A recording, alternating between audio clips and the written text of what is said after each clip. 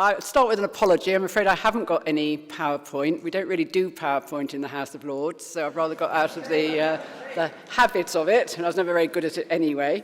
And this is more of a sort of conventional lecture than the wonderful presentation we had earlier from Irena, but I think it follows on very well from what she said. So we've been through a period of political turmoil. Wherever you stand on Brexit, and I promise that's the only reference I'm going to make to it, our leaving the EU raises fundamental questions about the kind of society we want to be. As you've heard, I chair the board of a group called Compass, and I'm going to leave some leaflets in the hope that you might be interested in joining us, and that we work to achieve a good society that is sustainable, equitable, and more democratic. And a debate around a good society helps us to focus on social ends rather than economic means, which is what so much public debate tends to be about. It allows us to imagine how things could be different. It could provide an inspiring vision for change, which combines the social and collective with what is needed for each individual to flourish in their own way. We cannot decree how another person's good life should look, but we can work to enable each person to achieve that good life for themselves, provided it's not directly at the expense of others' good lives.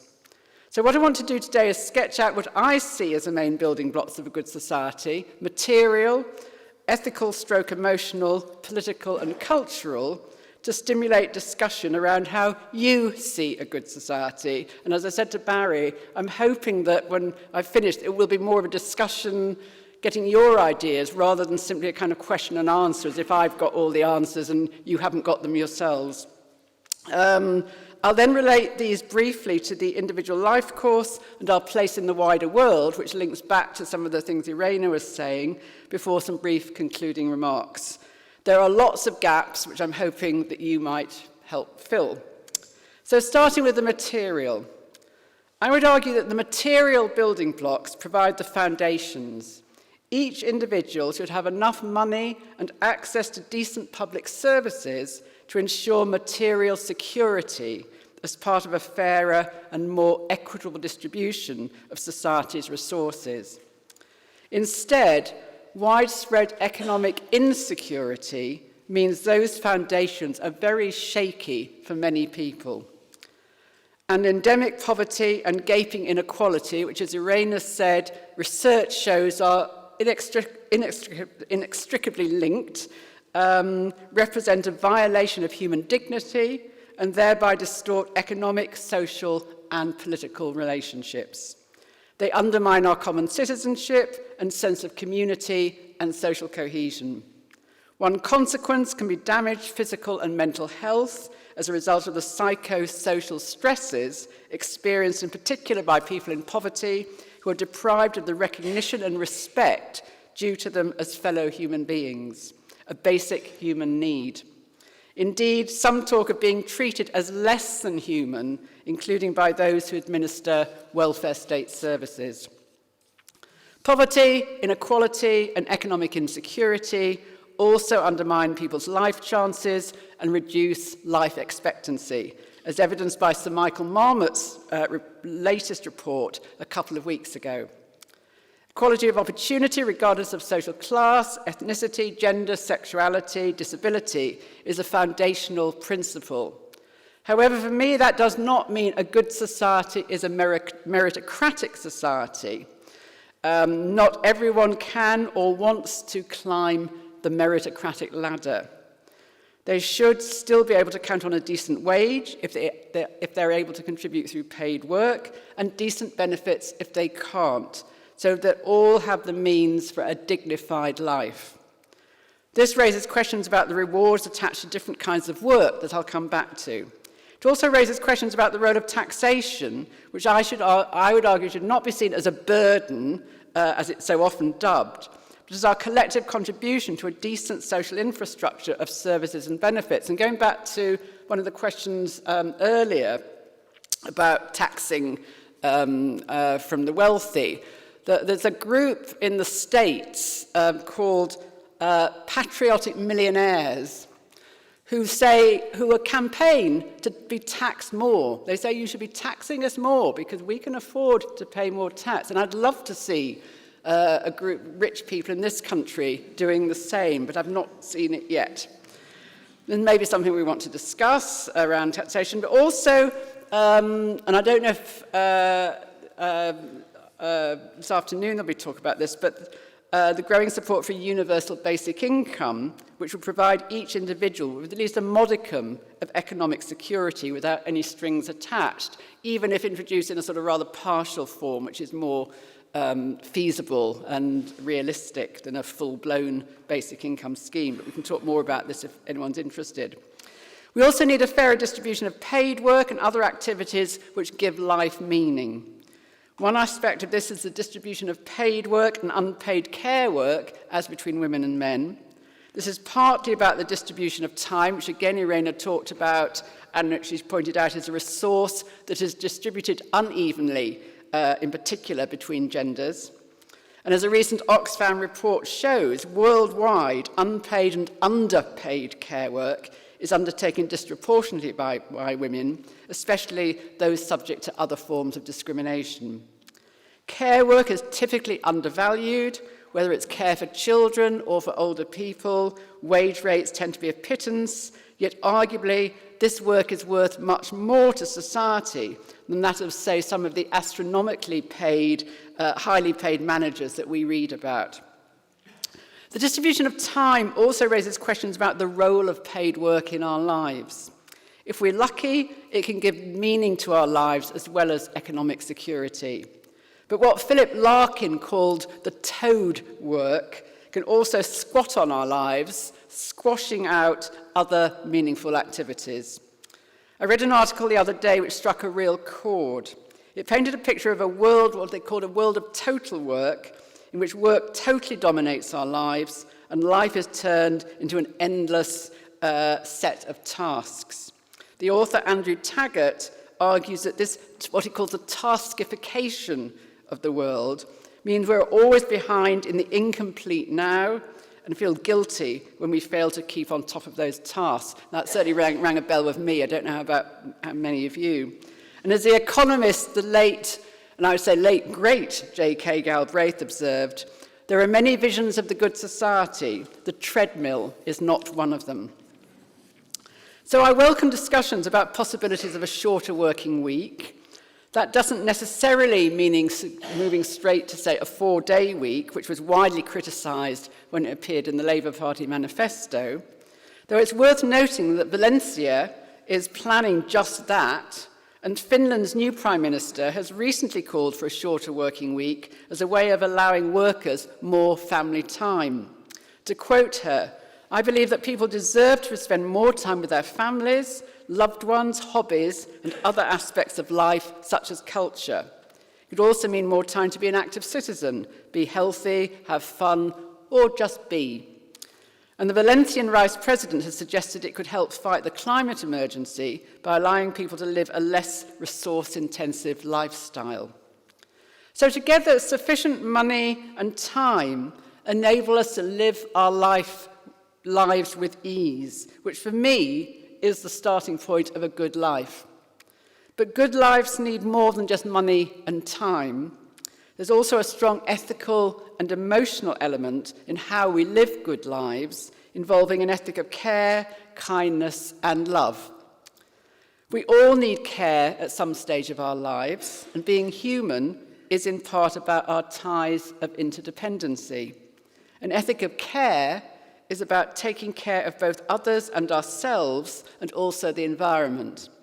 It's in part an attitude, but it also has implications for how we organise society. I've already talked about the need for time to care and for a fairer distribution of caring responsibilities, and how the distribution of rewards should attach greater value to care work, both paid and unpaid. This in turn has implications for care services.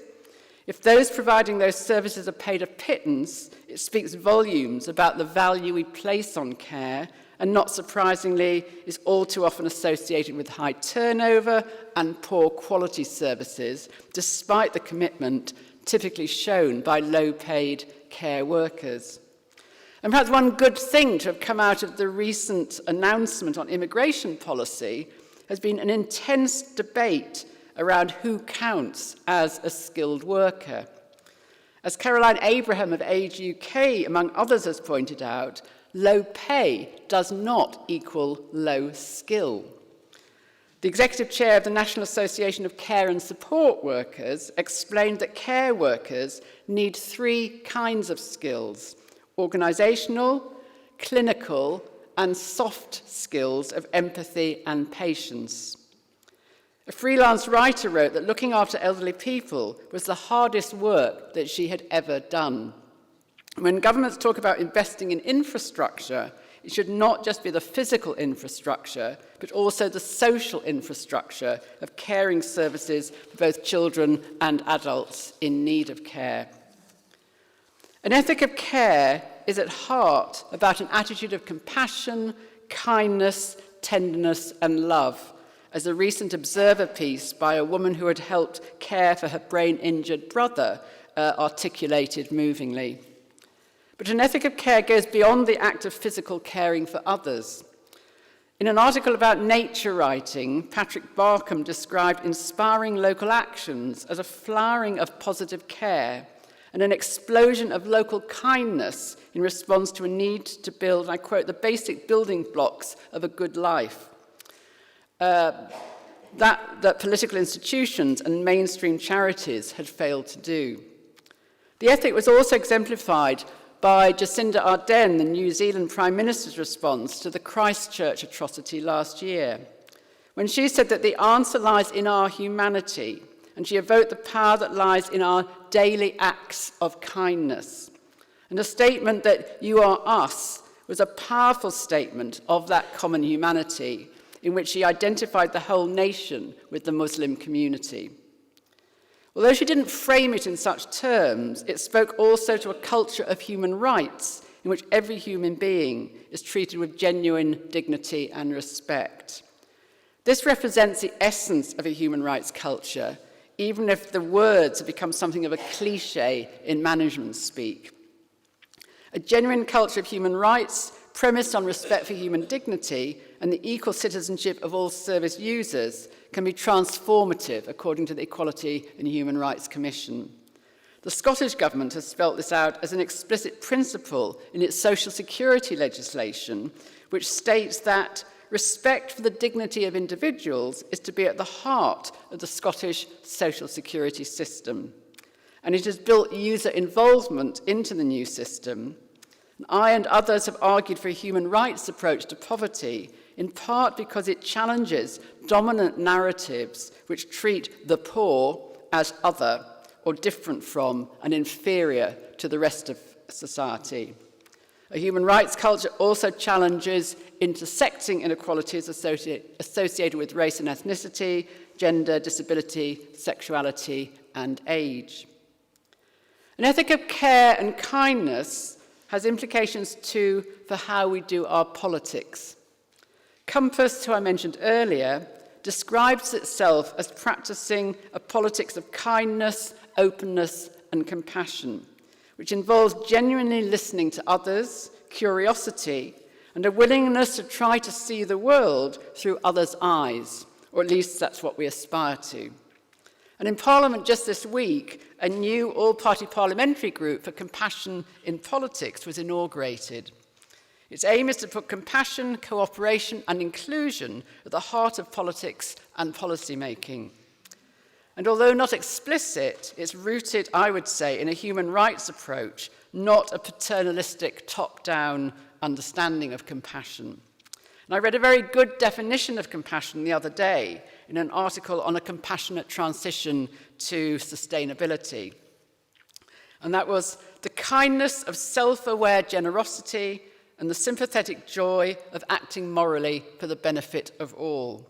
It embraces attitudes such as sympathy, care for well-being, empathy, sensitivity for others' distress. That said, a kind of politics doesn't mean there are no conflicts or arguments. Of course there are. There are conflicts of interest. There are different viewpoints. It's a question of how they are pursued. And of course, politics isn't only what happens in Westminster, Cardiff, or Edinburgh. Compass talks about what it calls 45-degree politics, i.e. bringing together the vertical access of conventional mainstream politics and the horizontal access of more informal forms of politics, with an emphasis on participatory deliberation and involvement. And here, the growing interest in citizens' assemblies is encouraging, bringing together ordinary citizens to deliberate on an issue with support from kind of experts who will input and to come out with ideas about action. And there are some going on at present around some parliamentary select committees set up around the climate emergency. In Ireland, it resolved the abortion issue, I think to quite a lot of people's surprise. And they are a very good way of involving people in political debate. As is also important is the acknowledgement that policymakers can learn from what are being called experts by experience. But there's a long way to go before we have genuine participation in policymaking, particularly in the case of marginalised groups such as people living in poverty. That said, not everyone wants to get involved in this way, so it should be encouraged and facilitated rather than required. But greater participation should, I think, strengthen citizenship as well as improve policy making.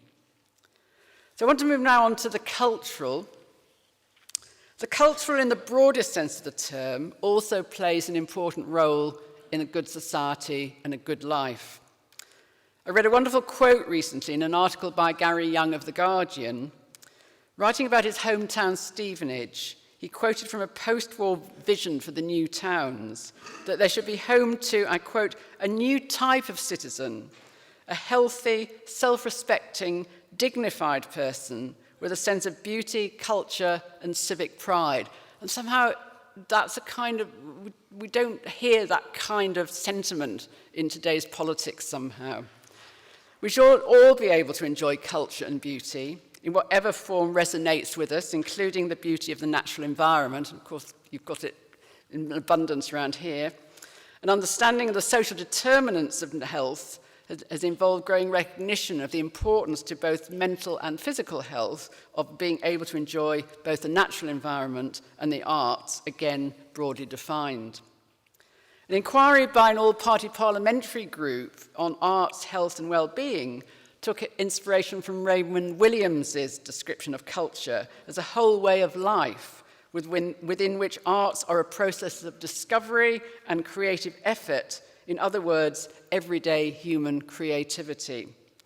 The report cites many instrumental arguments for how the arts can help meet major challenges facing health and social care, ageing, loneliness, mental health. But running through it is also appreciation of the art's intrinsic value. And it quotes my colleague in the Lord, Joan Bakewell, "I have always believed that arts need no other justification than their own intrinsic value, their capacity to lift the spirit and give us experiences of transcendental and inspirational power." And in the words of a theatre group working in a deprived area of Leeds, access to culture is a fundamental part of a happy life. And of course, all that has very important implications for our education system. And it's really worrying when you read reports that kind of art subject, cultural subjects are being stripped out of the basic curriculum. Another recurrent theme in the report is the importance of the arts to those who experience social disadvantage and to marginalised groups generally. Typically, marginalised groups have less access to culture and to natural beauty and to just general greenery. ATD Fourth World, a human rights and anti-poverty organisation, argues that access to art is a human right. Human rights are about what we share as human beings, respect for the dignity of each individual. The arts and natural beauty can transcend social divisions in the capacity to lift the spirit in the way that Joan Bakewell referred to. And to quote a family member with whom ATD worked, "Even though I live in an area which isn't beautiful, I can still appreciate and create beauty. The right to beauty is part of my right to dignity."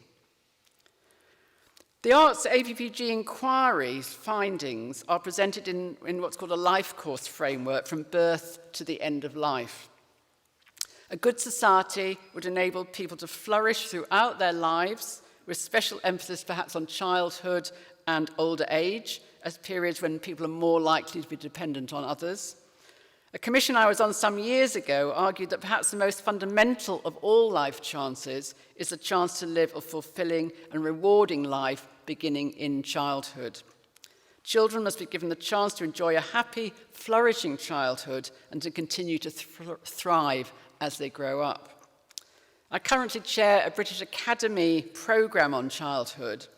One of the emergent themes from discussions with academics, policymakers, and civil society organisations is that policy tends to treat children as becomings rather than beings, but we need a better balance between the two. That means, as well as a focus on children's opportunities and futures, promoting children's well-being in the here and now, for instance, through decent play facilities, but also to treat them as child citizens, in line with their right to be heard under the UN Convention on the Rights of the Child, as many children do want to be heard. Indeed, when it comes to the climate emergency, as we've already heard today, many children have taken things into their own hands and made sure that they are heard, and very effectively too. At the other end of the life course, we should all be able to look forward to a comfortable old age, to be enjoyed, not dreaded. That involves all the things I've already talked about, but also of particular importance is that older people are able to remain full members of society, not isolated or lonely. Again, engagement in the arts can help here. The final dimension of a good society I want to emphasise is that it must be outward-looking and fulfil its responsibilities to the wider world and the planet. This has implications for international development, immigration, refugee, and environmental policies. One first step would be to end the hostile environment which underpins immigration policy and which was largely responsible for the Windrush scandal. It still permeates employment and housing practices. Another would be a more inclusive approach to asylum seekers and refugees. Particular policy examples include allowing asylum seekers to take paid work after 6 months, more inclusive family reunion rules, and ending the rule that requires newly recognised refugees to claim mainstream social security within 28 days, after which they lose their asylum support, leaving too many destitute, just at the time they should be feeling happy and secure in having got refugee status. With the support of the British Red Cross, I'm promoting a private members' bill in the Lords to extend the period to 56 days, and that will have its second reading next month, provided we're not closed down because of coronavirus. I think it goes without saying that a good society has to be a sustainable society. Again, as we've heard, a combination of recent weather catastrophes, of floods and fires, and the international school strikes and Extinction Rebellion is making it much harder to ignore that message. The lead taken by young people has really been quite inspirational. I attended a reception in Parliament just the other day, organised by a group of young people to promote a bill that they have drawn up to require educators from primary through to tertiary education to integrate the climate emergency into the curriculum. They call it Teach the Future. And as ideas like the Green New Deal acknowledge, environmental policies can't be divorced from the socio-economic inequalities I mentioned at the outset, and also the point that was made earlier by Raina. According to the Green New Deal UK, the programme it proposes would transform our economy and secure a livable climate while building a fair society. Environmental and socio-economic justice must go together. As Mesa Rojas, I'm not quite sure how to pronounce it, Rojas, scientific coordinator to COP25, observed recently, we know that the climate emergency acts as an amplifier of social inequality, disproportionately affecting the most vulnerable. It's therefore crucial that the transition to a more sustainable future is a just transition that protects marginalised groups. This kind of thinking informs the approach of Scotland's Just Transition Commission, which is responsible for helping to plan and deliver a just transition to net zero that protects groups in vulnerable circumstances. It will, I understand, focus on the provision of environmentally and socially sustainable jobs, with particular regard to poverty alleviation. Its approach chimes with the growing number of governments committing to promoting well-being, including that of future generations. The Welsh Well-being of Future Generations Wales Act has been something of a pathbreaker. And John Bird, of The Big Issue, is currently trying to build on that legislation for the UK through another private member's bill in the Lords. Last year, New Zealand pioneered a well-being budget which prioritises well-being indicators over GDP when it comes to spending decisions. And the Finance Minister, Grant Robertson, explained that for him, well-being means people living lives of purpose, balance and meaning, and having the capabilities to do so. So when I read about such developments, it gives me cause to hope, and that again picks up on the theme of Irena's talk. However difficult the circumstances, to quote the civil and human rights activist Harvey Milk, as Compass does on its poster for new members, hope will never be silent. So I'd like to, and also I was just saying to Barry when we were asked to come up with an image of hope, I was reading, Joseph Rowntree Foundation have got this new project which is photographs of people in poverty. And they asked and talked to them and asked them to say, what is the one thing they could not live without? And they, on one of their blogs, one of the women they talked to, she went through, I suppose you think it was family or things she does crochet, she does quilts, and then she said, the thing I could not live without is hope. It's a very sort of powerful statement that she made. So I'd like to finish by quoting the American writer Rebecca Solnit.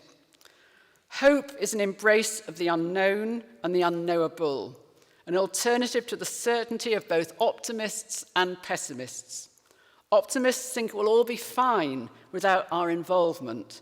Pessimists adopt the opposite position. Both excuse themselves from acting. It is the belief that what we do matters, even though how and when it may matter, who and what it may impact, are not things we can know beforehand. So if we believe in building a good society, what each one of us does to make it happen matters, and we're more likely to be effective if we do it alongside our fellow citizens. Thank you very much.